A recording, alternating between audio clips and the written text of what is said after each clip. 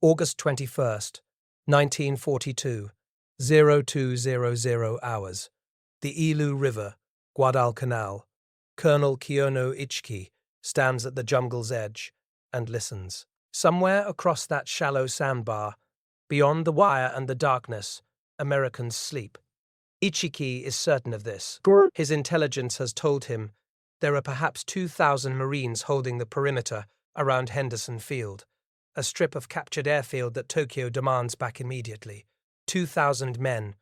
Ichiki has 800 of the finest assault infantry in the Imperial Japanese Army. Veterans. Men who have fought in China, in Manchuria.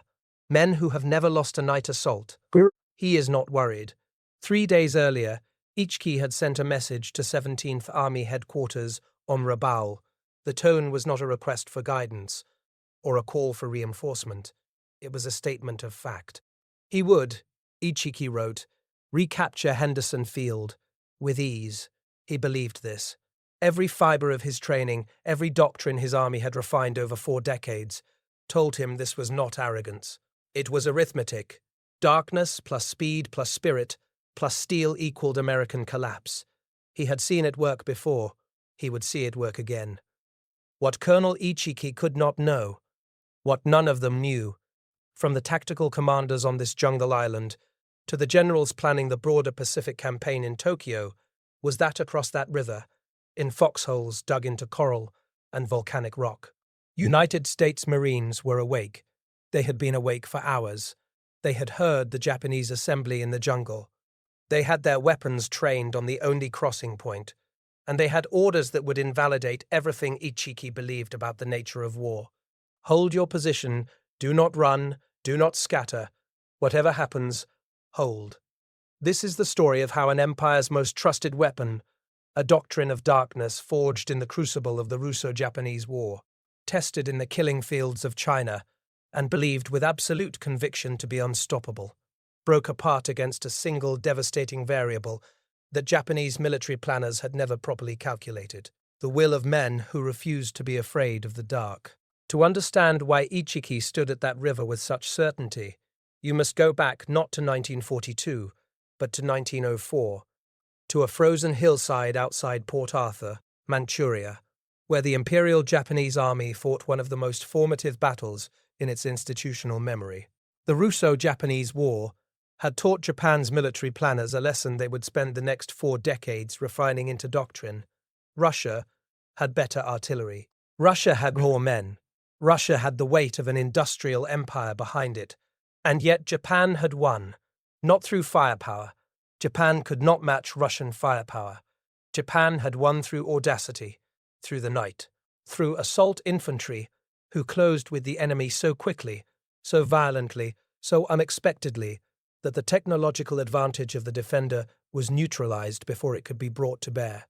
In the pre-dawn darkness of August 1904, Japanese infantry had climbed the slopes of 203-meter hill at Port Arthur under withering Russian fire, absorbing casualties that would have broken other armies and taken the position through sheer will and close-quarters ferocity.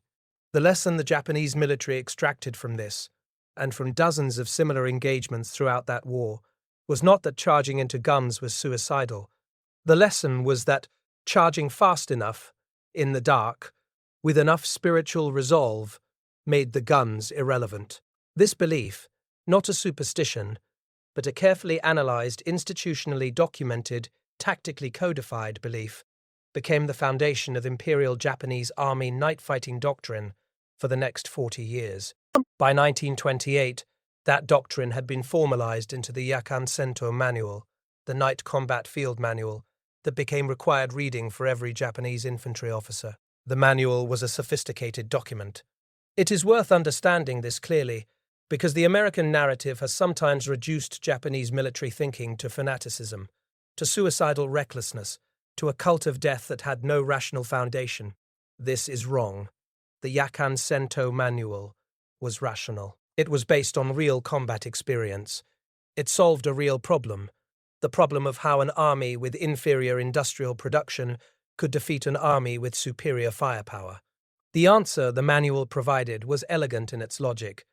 Superior firepower is only superior when it can be accurately directed.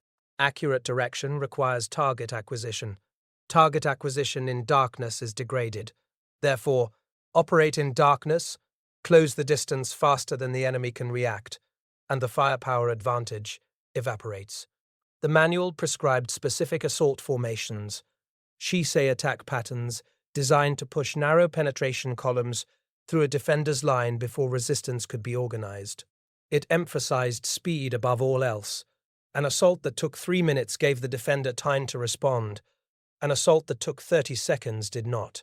It prescribed the use of the Totsugeki charge, the screaming, bayonet forward rush, that was not merely a physical attack, but a psychological weapon, designed specifically to shatter the defender's nerve in the critical moment of contact. And here, in this psychological dimension, lay the doctrine's central assumption, an assumption that would prove fatal. Japanese military planners had analyzed night combat psychology with genuine sophistication. They understood that human beings have a primal fear response to darkness, to sudden violent noise, to unexpected close contact. They understood that when a defensive position is hit in darkness by screaming, fast-moving attackers, the instinct of unprepared soldiers is to run, to scatter, to break contact, and flee towards safety. This was not an insult to American soldiers. It was simply what the data showed. In China, Japanese night assaults had shattered Chinese nationalist units repeatedly. In Manchuria, the pattern had held. Even against European-trained forces in Shanghai in 1932, the psychological shock of the nighttime Totsugeki had proven decisive. The doctrine worked because human beings are not machines. Under sufficient shock and darkness, trained men panic. They fire wildly, they run, they lose contact with adjacent units.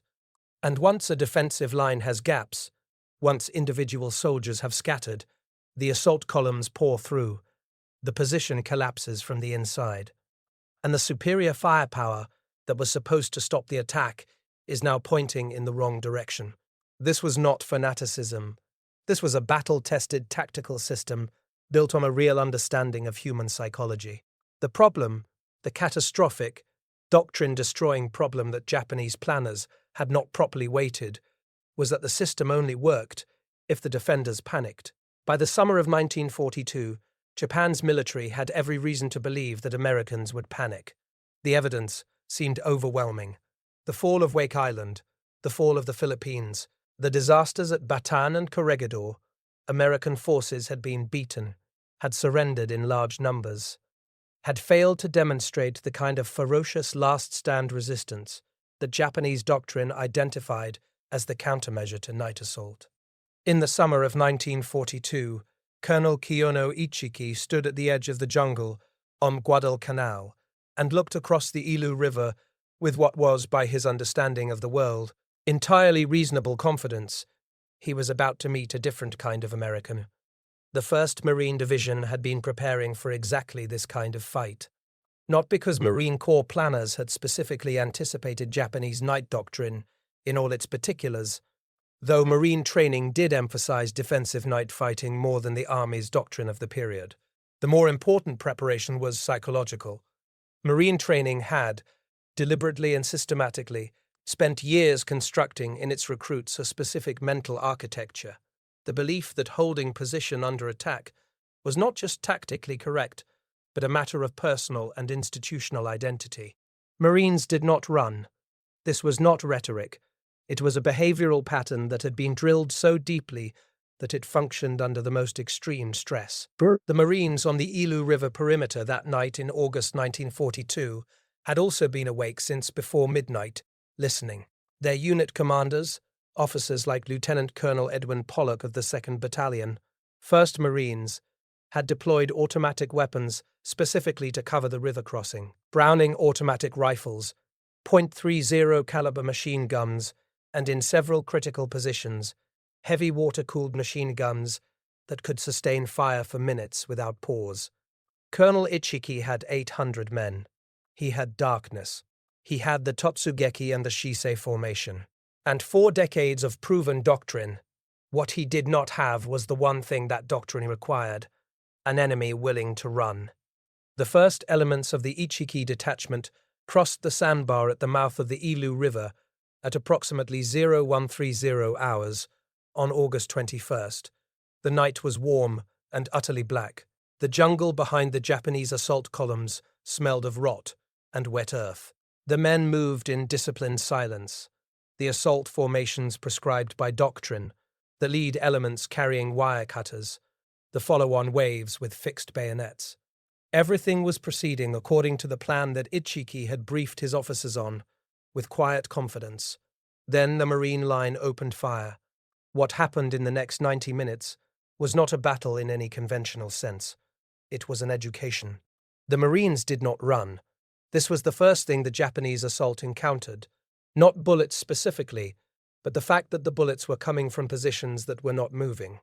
The defensive line, instead of fracturing under the shock of the night assault, held. The Shisei columns hit the wire in front of the Marine positions and began to pile up, the lead elements cut down, the following waves pressing forward into men who had nowhere to go except into the fire.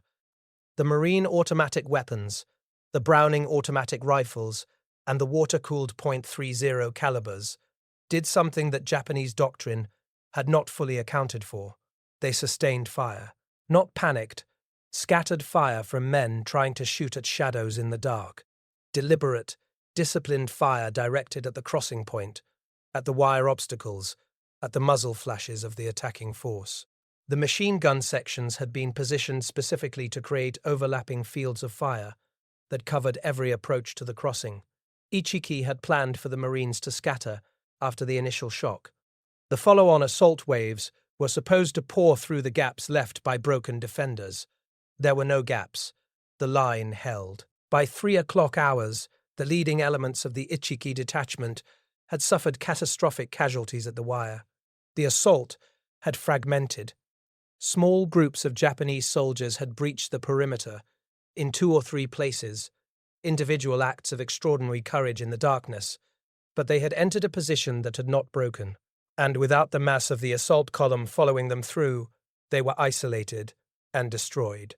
Ichiki threw his second wave in, then his reserves. Lieutenant Colonel Pollock's Marines did not give ground. Dawn found the surviving Japanese trapped on the sandbar and in the shallow water of the river mouth. What had been an assault force was now a killing ground. As morning light came up, Marine rifle fire and the intervention of Stuart light tanks from the 1st Tank Battalion completed the destruction of the Ichiki detachment. The tanks drove directly through the Japanese positions along the sandbar, their machine guns working methodically. Of the 800 men Ichiki had led to the river crossing, approximately 800 were killed. The number is not a misprint. The losses were essentially total. Fewer than 30 survivors escaped into the jungle to report back to Japanese forces further inland. Colonel Kiyono Ichiki did not survive to be interrogated. Accounts differ on the exact circumstances of his death. Japanese sources suggest he committed suicide after destroying his regimental colors. Some American accounts suggest he was killed in the final fighting on the sandbar. What is not disputed is that the man who had written to headquarters 3 days earlier promising to recapture Henderson Field with ease was dead by sunrise, his command annihilated in under 2 hours. The Battle of the Ilu River lasted, depending on how you measure the final mopping up, perhaps 5 or 6 hours from first contact to conclusion. In those hours, one of the most decorated assault colonels in the Imperial Japanese Army had seen his 800-man detachment reduced to nothing. But here is the thing that makes this battle historically significant beyond the body count. For 2 or 3 days after the Ilu River, Japanese commanders in the field and on Rabaul did not fully understand what had just happened. The reports that came back from the survivors were fragmentary. Ichiki was dead. The detachment was destroyed. The working assumption in 17th Army headquarters was that Ichiki had been unlucky, or had been surprised, or had hit a particularly strong section of the American line. The doctrine itself was not questioned. A Japanese intelligence officer named Captain Monzin, attached to 17th Army headquarters, filed an assessment in late August 1942. that is remarkable for what it does not say. The assessment catalogues the failure of the Ichiki detachment. It notes the Marine defensive position. It attributes the defeat largely to terrain and to the specific configuration of the river mouth crossing. It does not say the night assault doctrine may not work against these opponents. It cannot say this because the institutional framework within which Captain Monzin was operating had no conceptual space for that conclusion. But somewhere in the back of Japanese command thinking on Guadalcanal, a question had been planted. Not yet a doubt, not yet a crack, but a question. If Ichiki could be stopped, what would it take to break the American line? Major General Kiyotake Kawaguchi thought he knew the answer. More men, more coordination, more axes of advance. The Shisei formation and the Totsugeki charge were not wrong. They simply needed to be applied at greater scale, with greater sophistication, against a wider defensive front. He had 6,000 men and 3 nights to find out if he was right. Kawaguchi was not Ichiki. This distinction matters. Where Ichiki had been a regimental commander who may have let confidence shade into carelessness, Kawaguchi was a general officer with genuine tactical sophistication. He had studied the Ilu River disaster. He had spoken with survivors. He understood that a single column against a prepared crossing point was insufficient. His plan for what would become known to Americans as the Battle for Bloody Ridge, or Edson's Ridge, after Marine Colonel Merritt Edson, who commanded the defense, was a genuine attempt to apply Japanese night doctrine at operational scale. The dates were September 12th through 14th, 1942. The objective was the same as Ichiki's: destroy the marine perimeter around Henderson Field, recapture the airfield, restore Japanese control of Guadalcanal. Kawaguchi's plan involved 3 simultaneous axes of attack converging on the ridge south of Henderson Field. 1 column from the east, 1 from the west, 1, the main effort, directly up the ridge spine from the south. The coordination was to be achieved by signal fires and radio. The attack would go in on 3 successive nights if necessary. The weight of force, 6,000 men against the approximately 800 Marines of Edson's raiders and the 1st Parachute Battalion holding the ridge, seemed overwhelming. On the night of September 12th, Kawaguchi's eastern column hit the Marine positions on the right flank and achieved something that looked, briefly, like the doctrine working. The Marines on the extreme right were pushed back. Gaps opened in the line.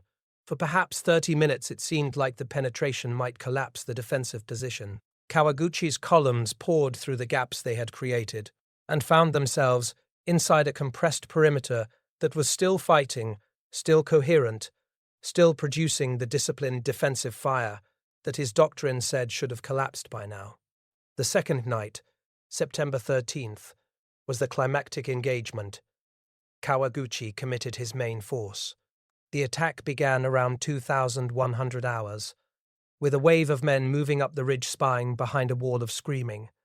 The Totsugeki charge in its most terrifying form, designed to produce exactly the psychological shock that the doctrine prescribed. The Marines held, more than held, in the darkness, in positions that were sometimes overrun and then retaken in hand-to-hand fighting. The 800 or so defenders of Bloody Ridge absorbed charge after charge and continued to function as a coherent defensive force. Edson himself moved along the line during the fighting, repositioning men, directing fire, personally steady in a way that spread through the position. The phrase he used that night has entered Marine Corps history. Raiders, parachutists, I don't give a damn who you are. You're all Marines. Let's go. Kawaguchi threw more men in. The attacks came in waves, probing, pressing, looking for the collapse that the doctrine promised would come. It did not come. By dawn on September 14th, Kawaguchi had lost approximately 200 men killed in the ridge fighting. He had failed to take the position. He had failed to collapse the Marine perimeter. He had failed to reach Henderson Field, and in the days after the battle, something shifted in Kawaguchi's understanding of what he was fighting. In his post-war memoir, composed in the late 1940s, and in his 1947 interrogation transcript, Documents examined decades later by historians including Richard Frank, Kawaguchi described his experience on Bloody Ridge with a specificity that goes beyond tactical analysis. He described, repeatedly, the Marine defensive fire discipline, not the volume of fire, not the weapons, the discipline. The fact that fire was being directed, controlled, sustained from positions that should have broken. The Americans, Kawaguchi wrote, did not behave as troops behave when they are frightened. They behaved as troops behave when they are angry. This distinction, in the context of Japanese night doctrine, is devastating. The doctrine was built on the premise that darkness plus assault velocity plus psychological shock would produce fear, and fear would produce scatter, and scatter would produce the gaps the assault columns needed to pour through. Kawaguchi's men had produced darkness, velocity, and psychological shock in abundance. The Marines had responded not with fear, but with anger. The wall of fire that Kawaguchi describes in his memoir was not a physical barrier. It was the expression of a psychological state his doctrine had not prepared him to encounter. In the official Japanese Army post-action report, filed by 17th Army Headquarters in October 1942, there is a passage that historians have subsequently identified as the first formal acknowledgement in the Japanese institutional record that something unusual was happening on Guadalcanal. The report notes that American defensive behavior does not conform to expected patterns and recommends that future operations incorporate greater artillery preparation before infantry assault. Read that recommendation carefully. It is, in the language of institutional bureaucracy, an admission that the infantry night assault doctrine alone is insufficient. The recommendation for artillery preparation is not a tactical refinement. It is an implicit acknowledgement that the Marines cannot be broken by the charge alone. Kawaguchi knew it. His subordinate officers knew it. The men who had survived the Ridge nights knew it. But the institution, the Japanese 17th Army, the broader Imperial Japanese Army command structure, the entire edifice of doctrine built on 40 years of night assault victories, could not yet say it plainly. The battles of Guadalcanal continued through the fall and winter of 1943, and each engagement added data points to a pattern that Japanese field commanders were beginning to see clearly, even as Tokyo refused to acknowledge it. In November 1942, the Sendai Division launched another major night assault on the Marine perimeter. The attack went in on the night of November 3rd with approximately 2,500 men and better coordination than either Ichiki or Kawaguchi had managed. The Marines held the line. Japanese losses, approximately 1,500 killed. American losses, serious but sustainable. The pattern held. The captured Japanese documents that American intelligence was translating throughout late 1942 tell a story that the official reports cannot quite say out loud. Field officers' letters and diaries, the raw, unfiltered institutional voice below the level of the formal command structure, show a bewilderment that is almost heartbreaking in its sincerity. These were men who had believed in their doctrine with the kind of conviction that comes from having seen it work. They had watched it fail against opponents they had expected to break. They could not understand why. One diary entry, recovered from a soldier of the 17th Army and translated by Allied translator and interpreter service teams, captures the confusion with painful clarity. The soldier, a private from Hiroshima, his name not recorded in the translation, writes, "We attacked before dawn as ordered. The Americans did not run. I do not understand this. In China they always ran. In China they always ran." This single sentence contains the entire tragedy of Japanese night doctrine in the Pacific. The doctrine was real.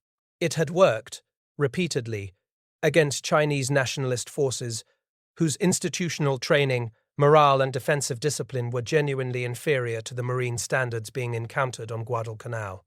The Japanese infantry soldier on Guadalcanal was not wrong to have expected it to work again. He had been trained by an institution whose historical record was real, whose analytical framework was rational, and whose fundamental error was not in the doctrine itself, but in the assumption that the doctrine's required conditions, specifically, an enemy who would panic, would be met everywhere it was applied. They had never been applied against U.S. Marines. Guadalcanal was finally evacuated by Japanese forces in February 1943. The campaign had cost Japan approximately 25,000 men killed, the majority to disease and starvation, but a substantial number to the Marine defensive fighting that had refused to break. The 1st Marine Division, battered, malaria-ridden, relieved in December 1942, and replaced by the American Division, had held. The 17th Army's final assessment of the Guadalcanal campaign, drafted in the spring of 1943, is a document of studied institutional ambiguity. It acknowledges the failure. It attributes the failure to logistics, to American naval superiority, to disease, to the inability to reinforce adequately. It does not say, our night assault doctrine does not work against these opponents. It cannot say this. The implications would be too large. But in the tactical training revisions issued to Japanese infantry units throughout 1943, something is different. The emphasis on artillery preparation before assault is increased. The recommended assault force ratios are changed. The expectation of a 2-1 attacker advantage is quietly replaced with requirements for 3-1 or 4-1 before assault is recommended. The speed ratios that the Yakan-Sento doctrine prescribed, close to within 50 meters before the enemy can respond, are maintained in the manual.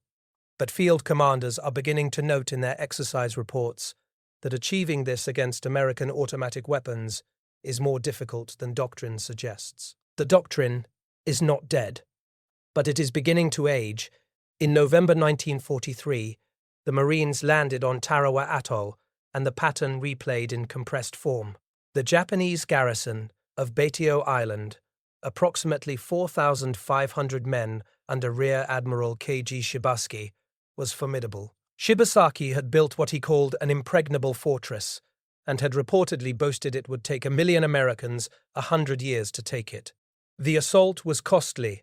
The Marines suffered over 1,000 killed in 76 hours of some of the bloodiest fighting of the Pacific War. But on the night of November 22nd, the Japanese launched a series of counterattacks that the Marines, despite exhaustion and serious casualties, contained and destroyed. The night charges at Tarawa cost the Japanese defenders approximately 300 men killed in exchange for relatively modest Marine casualties. The infantry night assault doctrine, applied in its textbook form against Marines who had dug in and held position, produced the same result it had produced on Guadalcanal: catastrophic Japanese losses, insufficient penetration, no collapse.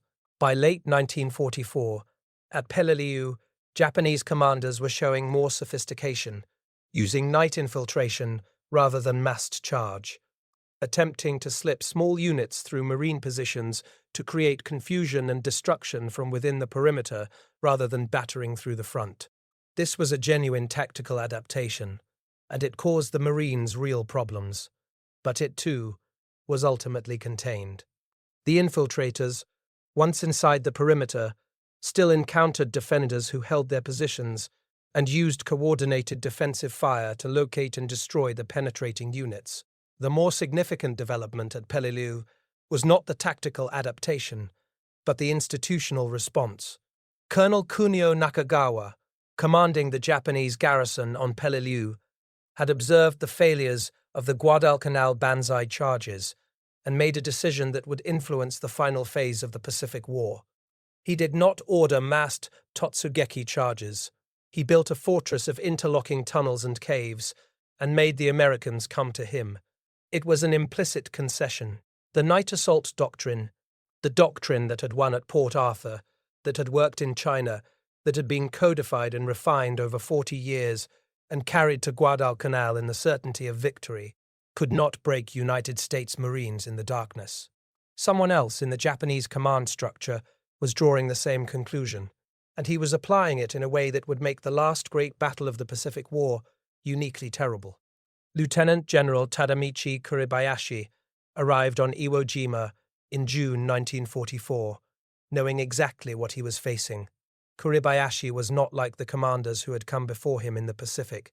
He had spent time in the United States in the late 1920s and early 1930s, assigned as a military attaché, and studying at Fort Bliss, Texas.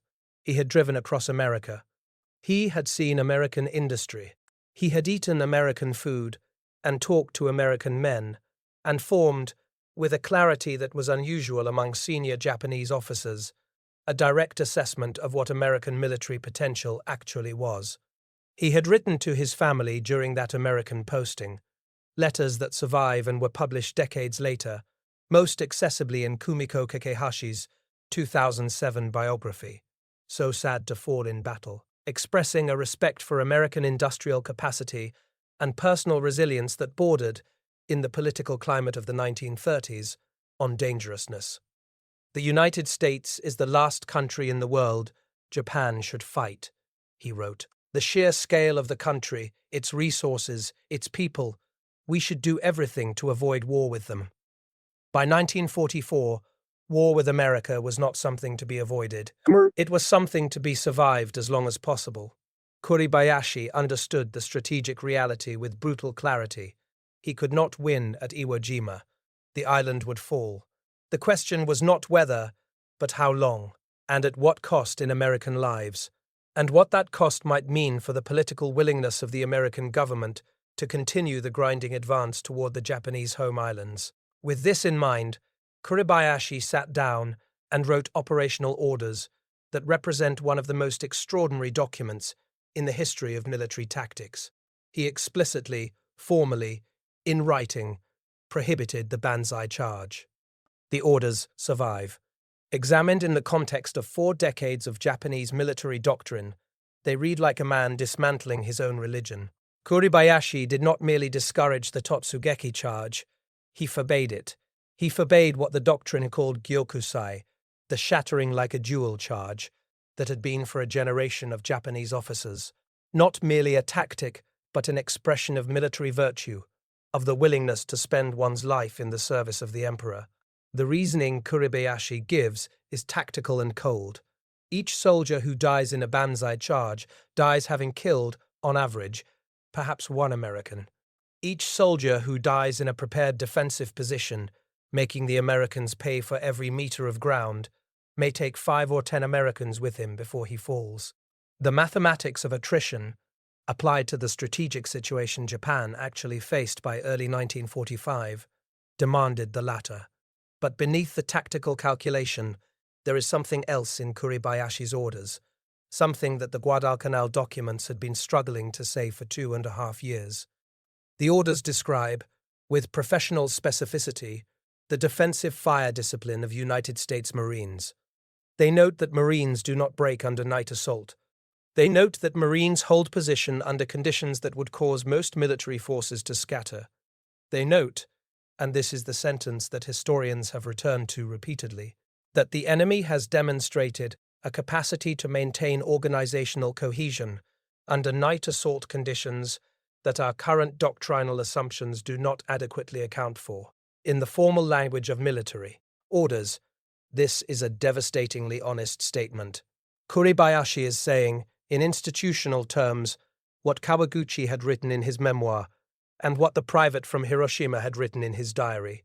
He is saying, they don't run. The Battle of Iwo Jima, fought from February 19th to March 26, 1945, was everything that Kuribayashi's strategy promised and dreaded. It cost the United States Marines approximately 6,800 killed and 19,000 wounded, more Marine casualties in a single operation than any other battle in the Corps' history. The 21,000 Japanese defenders died almost to the last man, but they died slowly, in fortified positions, extracting the maximum cost from the assault. There were no mass Banzai charges on Iwo Jima. There were night infiltration attacks, small and tactical, carefully targeted. There were counterattacks on specific positions. But the sweeping, doctrine-fulfilling Totsugeki charge that had been the pride and the identity of the Imperial Japanese Army, the weapon that Ichiki had carried to the Ilu River with such certainty, that Kawaguchi had thrown against Bloody Ridge in successive waves, that Japanese officers had ordered against Marine positions at Tarawa and Peleliu and a dozen other islands across the Pacific, was absent.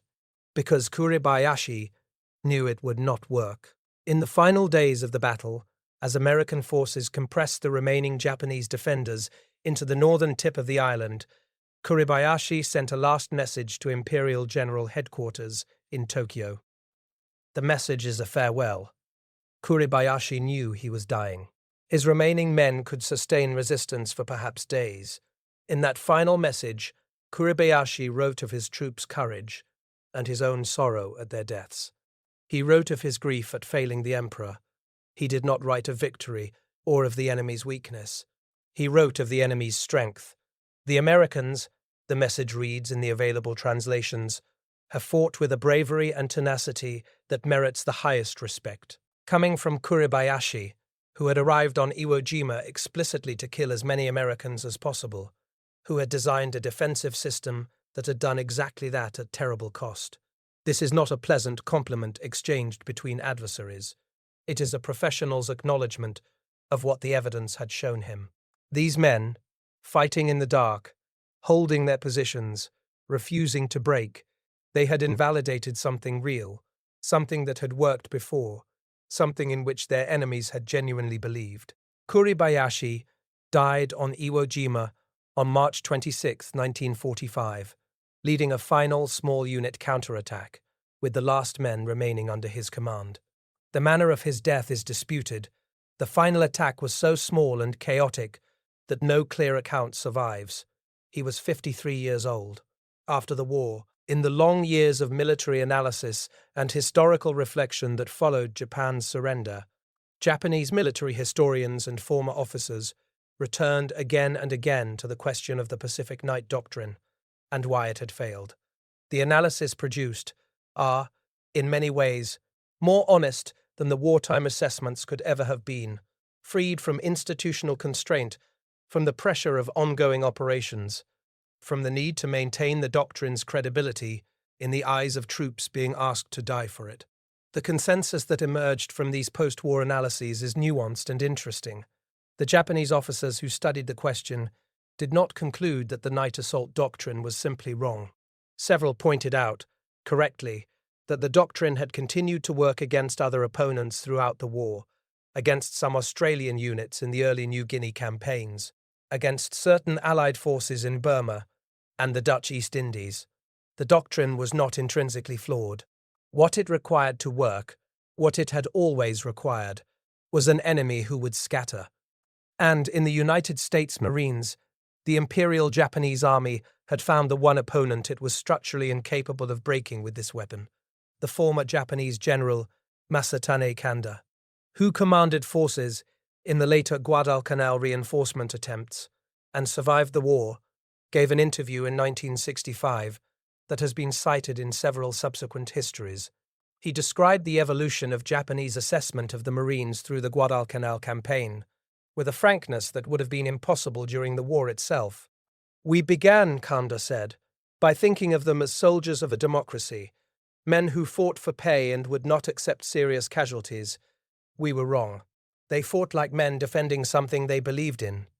We could not understand this at first. Later we understood it too well." He paused in the interview at that point. The interviewer recorded, for a long moment.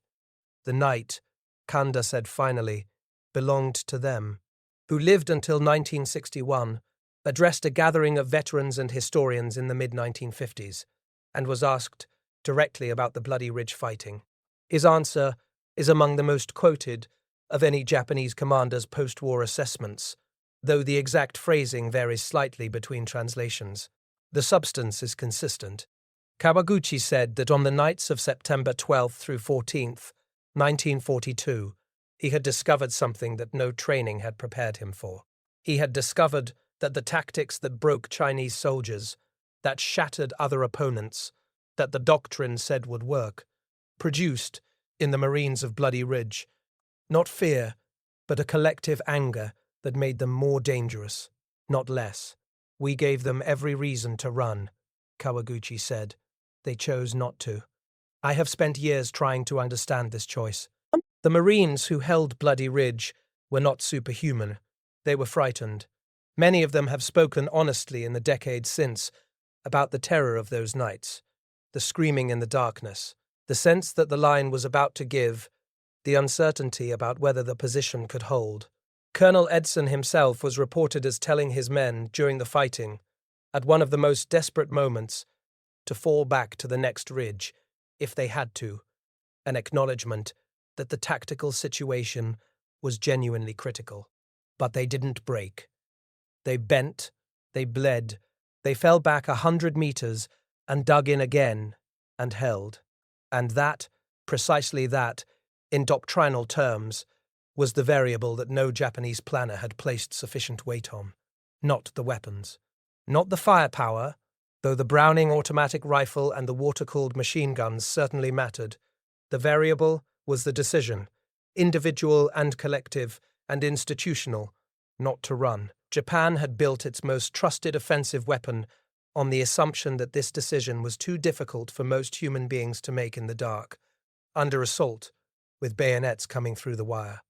For 2 generations, in conflict after conflict, that assumption had been correct. Then they sent the doctrine to Guadalcanal. The 1928 Yakan Sento manual was never officially rescinded.